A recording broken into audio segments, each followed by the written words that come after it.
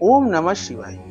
জানুয়ারির প্রথম সপ্তাহ তুলা রাশি লগ্নের জাতক জাতিকাদের কিন্তু এখন এই সময় আপনাদের মনে হচ্ছে যে নিজের জন্য একটা ফোঁটাও টাইম বের করতে পারছেন না।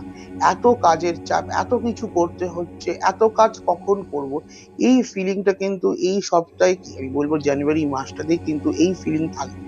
মানে এত কিছু আপনাকে হ্যান্ডেল করতে হবে, এত কিছু আপনাকে সেট রাইট করতে লাগবে যে আপনি নিজের জন্য কি কোনো সময় গুছিয়ে উঠতে পারছেন না।